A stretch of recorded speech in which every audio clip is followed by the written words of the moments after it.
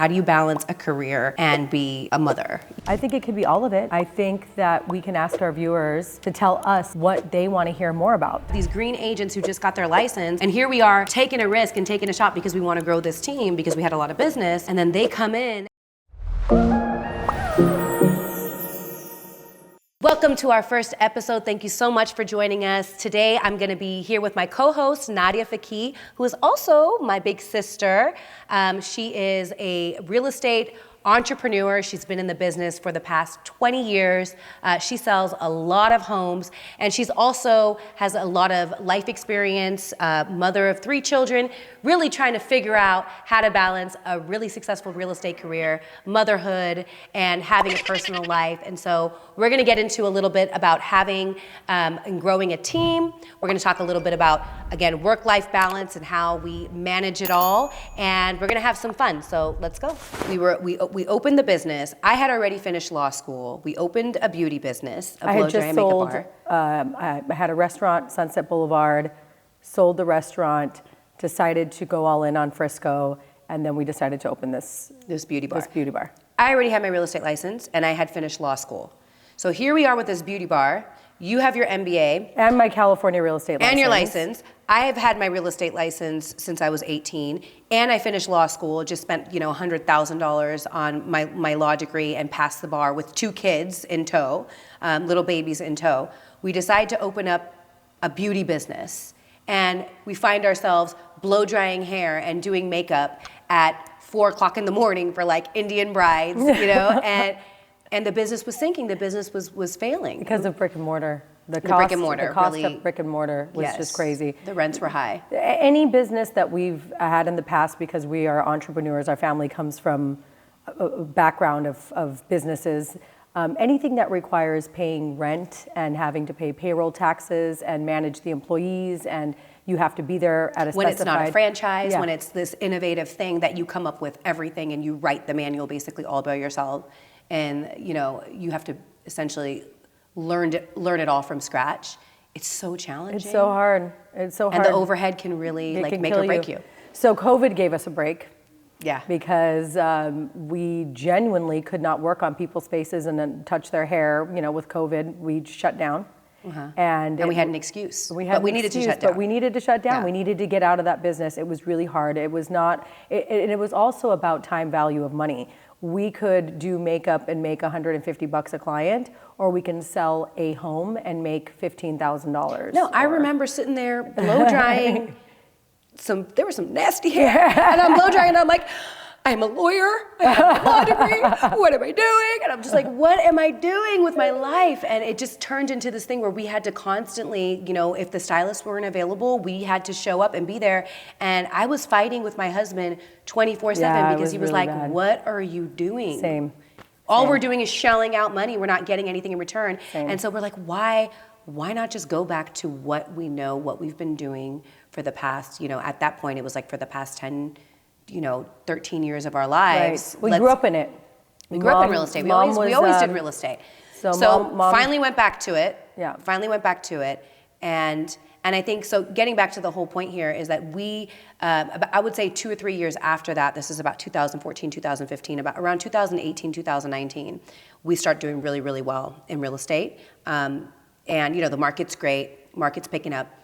And we're like, we need to do some sort of a podcast because we've got young children, and we are kicking ass in real estate, and we're wives, and we're balancing a home life, and we're balancing this real estate career, and people are constantly coming to us and other agents, and they're asking us, how are you doing it all? And we really wanted to do this podcast, but I don't know about you. I felt like, okay, I don't want to be arrogant. I don't know if we're ready to really poise ourselves as like the experts when it comes to this, right? Like, do we really have enough knowledge and enough success to really speak to this, on a large scale, on a stage? If we're going to do it, let's do it right. Let's be super intentional. Let's be really meaningful about it. Are we qualified to do that? And I feel like not until now, recently, when we figured out how to really balance work and life. Well, we haven't really figured it out. We haven't fully I think figured it we're out. still figuring it out as we go. True. But I think Touche. we have got a good like flow going now. Yeah.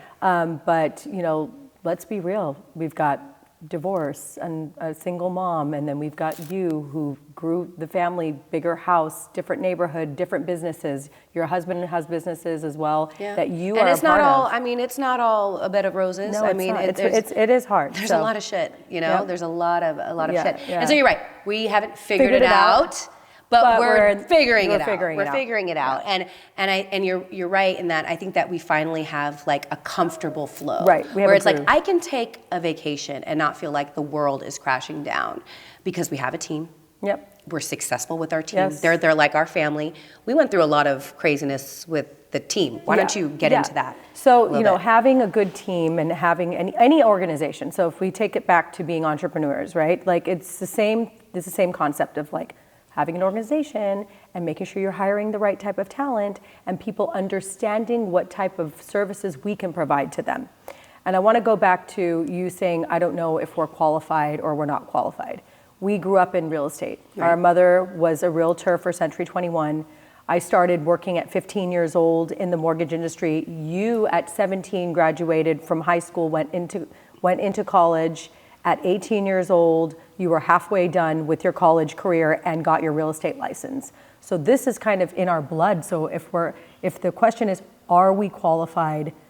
I think we absolutely are qualified. If we had to go back and everyone uses data and numbers to quantify no, that. I'm not trying to say that we're unqualified. I just think like to have a podcast, and with me, I like to really know if I do anything, if I'm answering a question, I research the hell out of that question before I give an answer, right? Even when we're asking on the team chat, do you know about being in a water conservation district? I'm over here in the back on Google like, let me find out what a water conservation district is and what it is that we need to do before I respond, because I'm not just gonna guess, right? Yeah, and it's hard to know everything. Real estate is absolutely. there's so many We're different not gonna know parts. everything, but I feel... But let me just continue my thought here. Okay. So it's the experience that we have, and then you couple that with the entrepreneurial background that we've had, having several different, businesses, brick and mortars, and having to be like HR and the presidents and know how to hire. When we came into this real estate, into Compass specifically, and Niche was formed,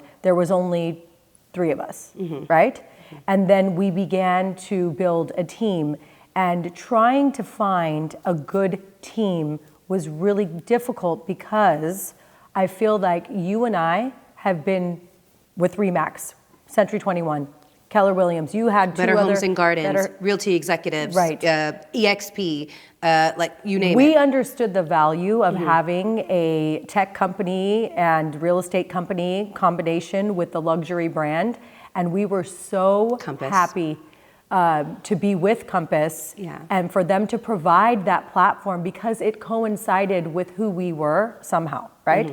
And so having the agents that came in that were green or who has never had experience in another brokerage, I think it was tough to find a groove for us because we're like, you don't even know what we're providing you with. These tools are amazing. Yeah. We've went through that was definitely the biggest challenge with building a team in the Right. beginning, is that we didn't realize that if we brought people on who had not been in the industry before and who were not seasoned onto Compass, they don't know what they have. They don't know what they don't know how have. lucky they are, They right? were so lucky. To have all of the marketing center, and all of the tools that we have, the resources, the client budget. concierge. Yeah. We have, like, if I need to print flyers, I can call the concierge off. I mean, it's All these resources everything. at our fingertips. Then you have these green agents who just got their license, and here we are taking a risk and taking a shot because we want to grow this team because we had a lot of business, and then they come in and they just nagging and just dissatisfied and unhappy and just like FOMO, like what if it's better over there? What if it's better over there? Because they don't know what good is. Yeah. You know? Yeah. So I'm not trying to say that those people were not amazing. They're amazing people. We love them. It was a good experience, I think, for everyone all the way around. I feel like, the team that we have is amazing. Everyone's like family. We're doing really well. But the most important part of having an organization is being able to support one another. And in order for us to have the lifestyle that we want to have, which is spending time with our children on the weekends, going to games. We have to have a partner that we could rely on. And what we're doing right now is we're trying to just kind of be all of it. We have to be the good business person, we have to be the good mother, we have to be a good mentor, because we are mentors to a lot of agents right now, and we want to make sure that there is a good balance. And I think that's where we are right now. Finally, would you agree? Is that we have a good, but I think it's also because so we weeded out the people who, like you said, they're great. They just didn't work for our culture, right? Yeah. And we've got a funky little culture, right? Yeah, we do. We're really different. We're all over the place. It's pretty chaotic. I mean, I can understand why it's difficult for people to keep up with all of our stuff. Yeah, but with these guys who feel like family, I think that they have a few things in common, and that's why we work so well together, is they bounce back super easy. So they're super resilient people, right? They don't get their feelings hurt easily. We could be really blunt.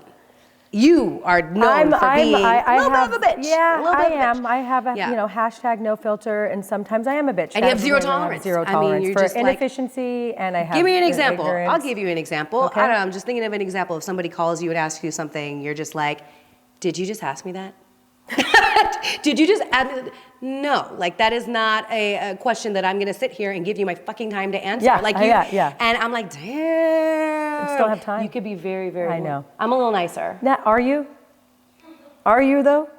Did you hear a giggle? Did Gloria just laugh? Did you hear a giggle in the background? I don't know. Sarah, I think I'm pretty nice. Listen, I'm pretty damn nice. With your being an attorney and being able to think 10 steps ahead. You're having a conversation and you already know the subject, the content, and the actual answer that I want. Yeah, like the answer that I want. And you I'm know like, where you're you're going. It to me. And you're not giving it to me. Yeah. And the facial expressions, you can't even hide them. Yeah. When someone's calling, this is you. You're like you just can't. You're like, I'm like. And the eye rolling. Okay, when I say nice, getting back to what I'm talking about here. The reason why it works, so yeah, you've got really resilient people who have thick skin and they don't get their feelings hurt very easily. But I think we're very, very kind. What they also have, and what they also have is in common is that they are busy with their families. They have young children, and we can relate to them, and we have a certain level of compassion for them and respect that they're hustling, they're grinding, and so there's a different level of respect for these agents who are really trying to juggle all of these things, and so we want to give them support, right? And so we do things like hiring an assistant to help them with all of the little things that they might not have time to do, which they can take that time and really spend it with their families. You know what I mean? So they do have young families, but that also means that they value quality time, which is really, really important. You know, they understand not to be nitpicky when it comes to what we have going on, because they're too busy to worry about that shit. Yeah. So they know that we're too busy to worry about that shit. Yeah, they don't have time on their hands to sit here and judge us. Yes, exactly. Okay? Exactly. Instead, expect all this from unrealistic us. They're too busy dealing with because they are in the same boat as we are. Exactly. Right? So I think what's important when you have an organization and to be able to have a successful team is to have people who are in very similar home life situations and have values that align with your values and who are understanding. They do not have an ego. You are able to work together in harmony, and there is no greed when it comes to making money. No greed. And that's the other, I would say that's number 3. Yeah. But I mean, in no particular order. No particular order. I'm just saying it. The greed thing will kill you. I mean, we've lost team members because of greed. Yeah. Because of greed. I would say that is my number one pet peeve in this business. And I think that the people who are super successful and they're greedy, like, I believe that one day their day will come. It's only a matter of time. Yeah. That pisses me off more than anything. Yeah. Is when they're counting their money, counting their commission before they're thinking about their client's best interests, before they're thinking about their team members and teammates and their situation. Ooh. Man, you and I used to bust our asses at Remax for 30 and 40% after they took out their taxes and their broker fees. So we would do $1 million transaction and walk away with $5,000. And we were so grateful. So grateful. And we were so happy. You know, because those weren't our clients. No, we're not. We didn't procure those were leads that they and we understood because we had own businesses. Yes. The work that it took to get those. To that. Yes. Yeah, to get to that point. Yeah. You know, we didn't just roll off a dump truck and have a ton of clients. It took us years to cultivate, nurture, and possess the knowledge that we have to make these customers to be qualified, comfortable, yeah. and trust us with this process. So if I take a client who I worked hard, just because I make it look easy does not mean that it was not hard work. Right. It's my qualifications, it's the edification, it was all the things that may have led up to me getting that client, and then I pass it on to a teammate because I don't have time. Please go and show this client homes. Here's a listing from so-and-so. And they think that shit just fell from the sky and fell into your lap. It's so easy. Like, I'm sorry. You're so lucky. How do you have all these clients? I don't think, you know what my biggest pet peeve is? I would say that just gets under my skin when someone says, oh, you're so lucky you closed 5 deals this month. I'm so lucky. Yeah. I work 13 hours a day. I sleep 5 hours. Yeah. And I have to look for sitters and someone else to help me with my kids. And at this moment, I don't have a spouse that can help me out. Right. It's you. You're like my little wife. Yeah. I literally call you up and I ask you to I like that you call me your wife and not your husband. Yeah, that's great. Because you be the husband and I be the wife? Yeah, that's probably okay. She's my little wifey. Kind of hot. You know. Hot little thing. You know, so cute. Okay, Anyways, I'll take it. Yeah. I'll take it. So literally, I have to depend on other people, and it's hard not being there to pick up my kids some days. And then, you know, I'll never forget one day you said to me, you can't just cancel that meeting. Your kids haven't seen you in 2 days, and don't you want to be there to pick them up so they can see you? And I'm like, I would love to be there, but I have a bunch of bills that I need to pay, and I need to go show this house right now. And it's like, what do you do? It's so hard. And no one understands the sacrifices that we make and the time that it takes to do the volume that we do. So just because we're posting on Instagram, or we take time to scroll, or if you see us for a moment doing talking something about fun. Kangaroos on talking Instagram about for an hour. Like, why does this bitch have so much time to talk about kangaroos? Listen, that was me time. We need to shut That was it my off. me time. We need to shut up. You didn't text. I swear I'll get a message sometimes like, hey, waiting for your response, because they just saw that I posted a bunch of stupid shit on Instagram. And I'm like, you know what? I'm not going to feel guilty that I skipped over my 15 messages that I need to get back to, so that I can just numb my brain for a few minutes to aimlessly scroll or do whatever it is that I want to do to shut it off for a second. That's my time. Yeah. Don't judge me.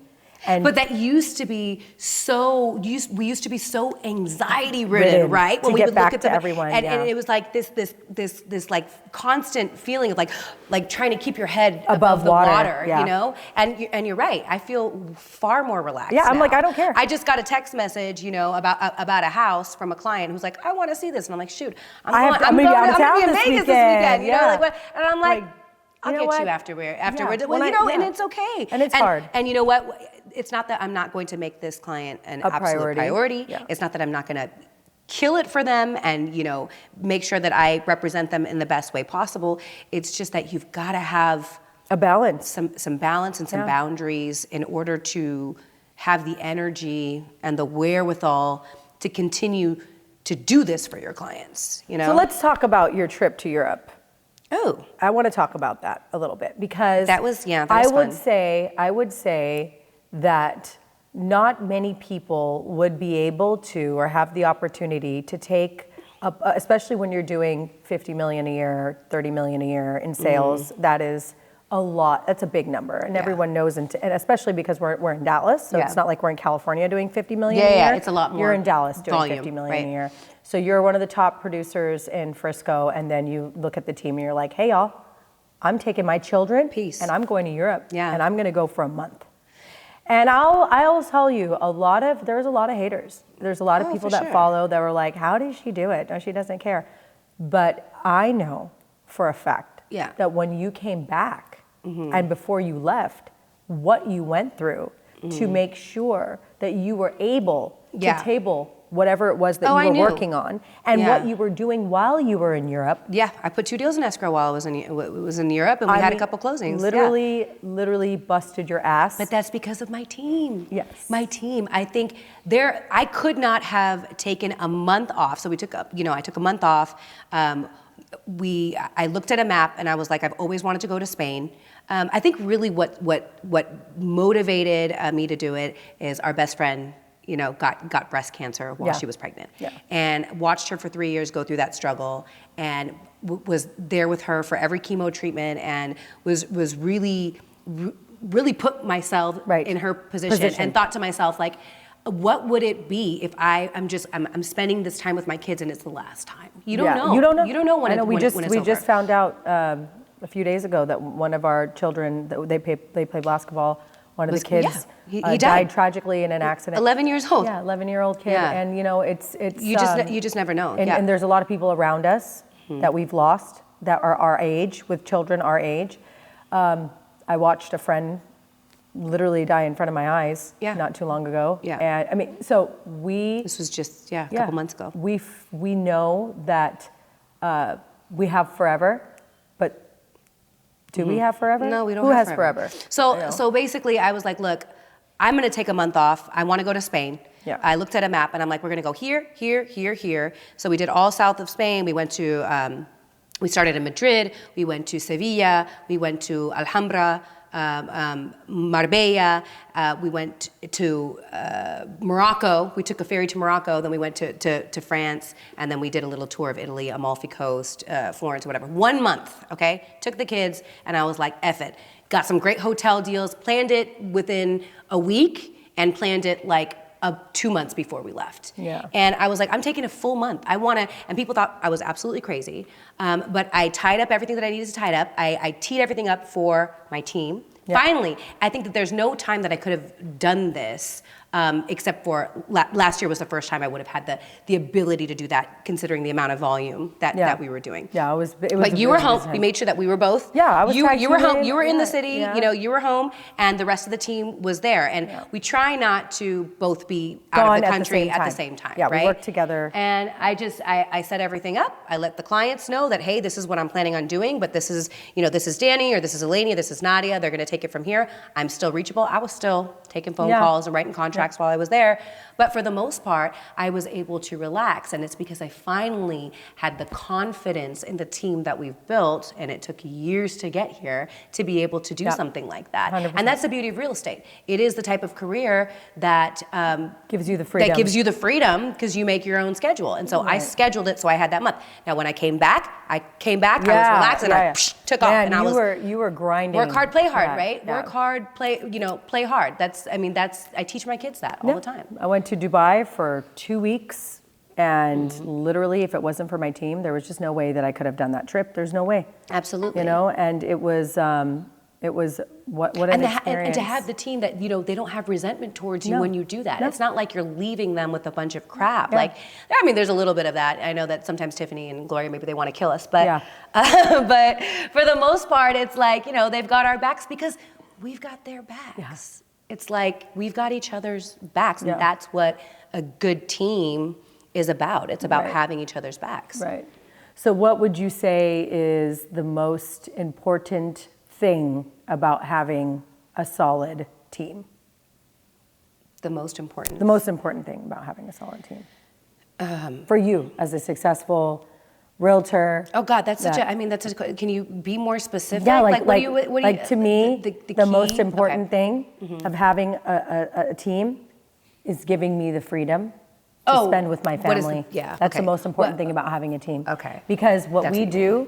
What does a team give you that's like the most valuable, basically? It gives me the ability to spend time with my family, which is priceless. 100%. Has nothing to do with commission splits or this teammate brings me more money or they're able. Had nothing to do with. That was never even a thought. I know. I'm just saying, when we started a team.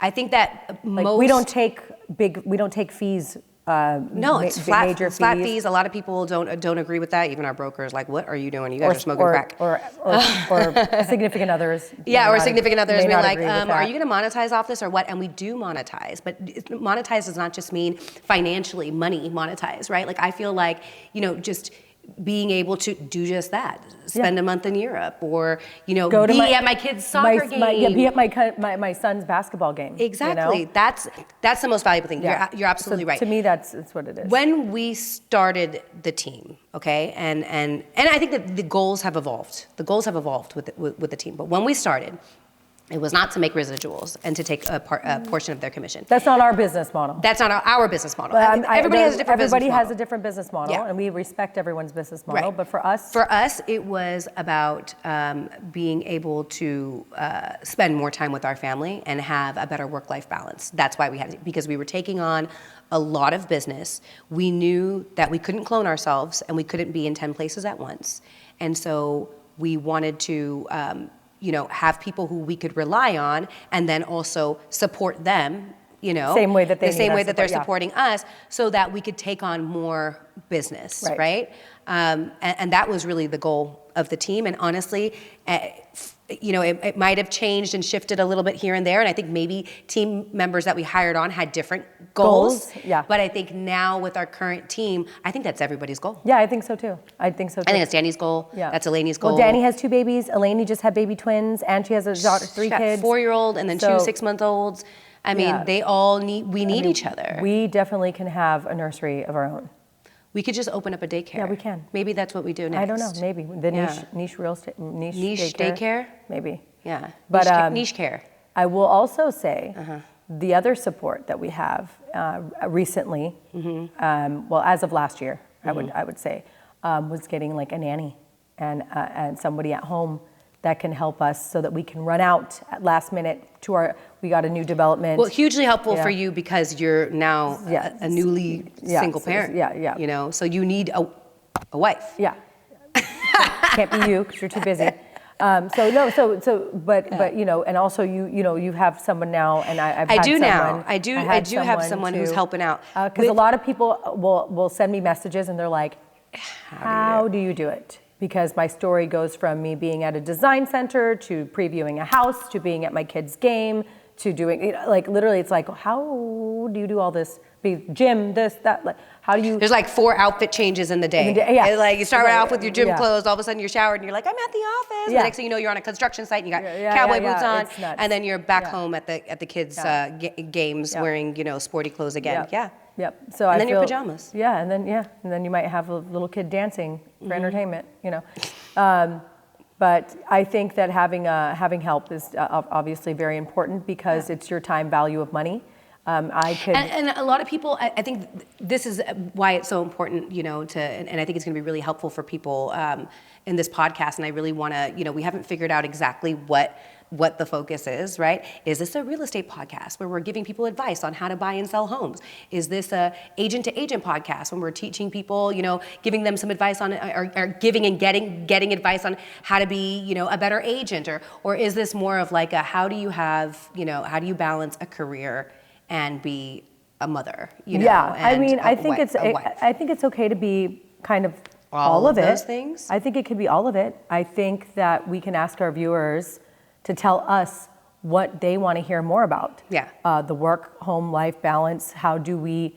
I mean, we're also psycho people that grew up with very militant families that have to have a house that looks like a model 24/7, and that is very difficult, I think, to maintain because we it's very stressful. We put that stress on ourselves, and it's just how we were raised. We wake up, we make up our bed. We don't leave the house until the house looks completely spotless. We don't go to bed with dishes in the sink, and people are like, that for sure. You bitches are crazy. How can you do that? Yeah. We are those people, and there's a lot of people that I know that have similar values and little idiosyncrasies, and I think that we can talk about how we've learned to balance all of these things and what are our secrets, and if someone wants to also hear a little bit more about, like we talked about the team, So let's just recap. Team building. How do you build a successful team? Yeah. What's important to us in a team? What our kind of financial model is and our values are in our real estate business. Yeah. And then a little bit, again, about home buying and selling advice. Home buying, selling advice. How to get pre-qualified. Is now a good time to buy? How do you sell your ugly ass house that doesn't have any windows? Or has foggy windows and ugly blinds. Yeah. Or furniture that doesn't match. Yeah, I think it could definitely be a combo. Back to the having help thing, and the thing is that people might say, well, it's easy for you to say because you're making so much money or whatever, and look, it ebbs and it flows in real estate. Yeah. When it's good and it might go could be 2 great. months without getting paid. Exactly. But then I get paid on like 5 deals, and I'm like, whoa, but that money's spent. That money's been done spent. That money's been done spent. The money comes in the account and then it goes right back out of the account. The point I think more, the bigger point is, it's about delegating whatever you can to free up your time as much as possible. Even if it's having somebody help with laundry once a week, that will save you hours. How many hours would you spend doing it? I don't touch laundry now. I don't touch it. Until I hired someone to start doing laundry, I would say that I would I would have about 8 to 10 loads, 5 people in the household, and I don't know why my little one needs to have costume changes constantly. So I have all this laundry.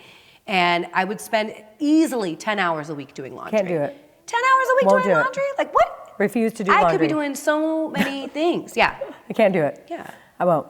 That and, there's a few other little tedious time consuming tasks that I have delegated. And I will say one of the most important things that I have delegated in order to be producing the numbers that I'm producing right now is having a transaction coordinator that doesn't allow me to touch a piece of paper. Well, she doesn't allow you to because she's like, you're gonna screw this.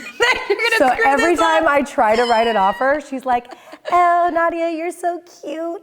You're trying to write this offer. And she's so sarcastic and she's so funny. She's hilarious. She's like, please do not try.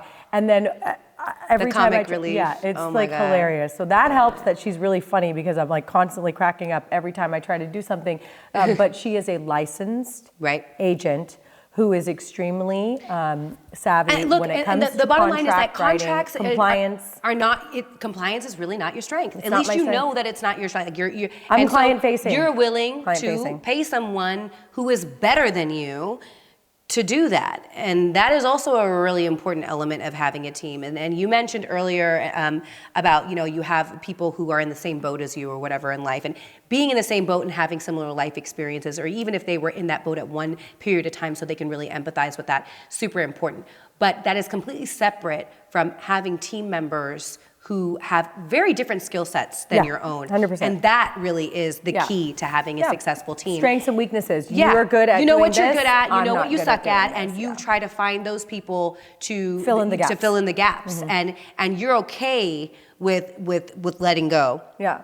And letting them do their thing and letting them shine where they shine, because you know that you're not very shiny I'm going to relinquish all kinds of contract stuff to Tiffany all day long. I am horrible at that stuff. And my time is not best spent behind a computer. My time is best spent on the road, in my car, making sure that I'm on job sites, checking on my listings, going to showings, showing houses. Even showing houses has been recently not my thing. Depending on the client, I had to, again, time value of money. I asked my teammates, hey, can you show houses for me? Yeah. Because driving around and showing houses. When you say depending on your client, I mean okay, if you've got an investor client and they're trying to see multiple houses in the $500,000 price range, and they're looking at this as this is just a financial thing. This is not, maybe you can easily delegate that to a teammate. But if it's a client who you have to paint the picture, right? Well, not just sales, right? We also pride ourselves in being the agents that who are not these starving salespeople. Right. And we will walk into a house, and if we wouldn't purchase that house, we would not sell that house. Absolutely. So they will 100% look to us to help them make that decision. So I have to go see it. I actually put a house under contract last week. Yeah. That I have never seen. Which is, I don't do that. Yeah. But it was one of those situations where they went straight to the builder. They wanted me to represent them. They knew that I wasn't available. They wrote the contract. They sent the contract over. I had Tiffany review the contract. And finally yesterday, I had a minute and I went to go walk the property because we still have some outs in the contract, and I just wanted to make sure that I laid eyes on the property. I walked the property, and I was very impressed. I mean, do I think they overpaid? Yeah, I think they kind of overpaid for that property, and I wish that that they consulted with me prior to them putting it under contract. Wait, did they love the house? Now they want to rent it out. Oh, snap. So again, had I been involved from the beginning and laid eyes on that property, that's where my time is best spent. Yes. Yeah. Okay. So that's what I should have been doing. Just taking it back to when I should be present. I know when I need to be present and what is important, but showing like you said, an investor multiple properties and the 500 price point. Yeah, it's like they know that it needs 3 bedrooms, it needs to have 2 bathrooms, the layout has to be decent, and if it needs a lot of work or if it needs a little bit of work or So essentially, and the thing is, you have an option period usually. So you can say, hey, if we need to rush to get this under contract, worst case scenario, if their numbers didn't check out. But Sarah, it took time to understand our value. Yeah. And it took time to learn when to relinquish the control and how to delegate, right? Yeah. And that comes with experience. And I think there was a point in time where I needed to be there for everything all the time. And I had to be with my clients all the time.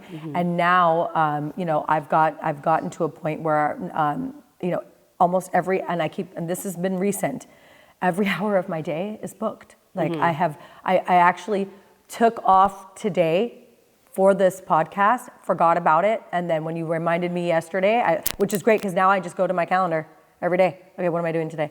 Okay, that's the way it's supposed to be.